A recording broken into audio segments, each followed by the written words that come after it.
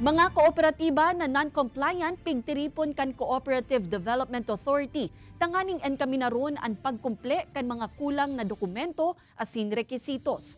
Ang detalye sa report ni Jessica Calinog.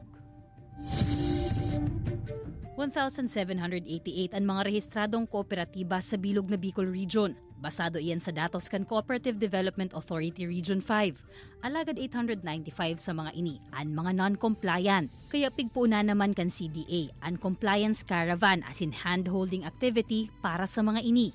The past year na report, tsaka yung penalties for the late filing, ginawa natin sila ng program na hindi agad one time yung pagbayad. Katabang kan CDA sa aktibidad na ini ang kooperatiba ninda Vivian. Tinutulungan namin yung ang mga co-op na ayusin nila kasi sayang ang daming mga privilege din ng government natin para sa mga co-op.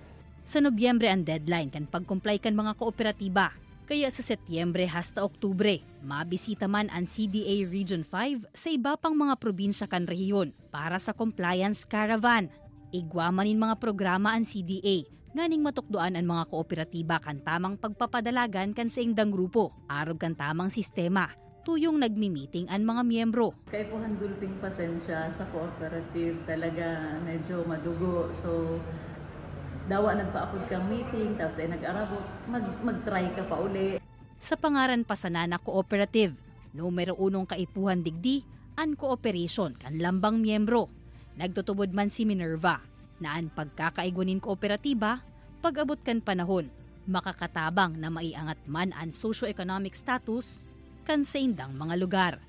Kaibanan si Carlo Abonita, Jessica Calinog, Balitang Bicolandia.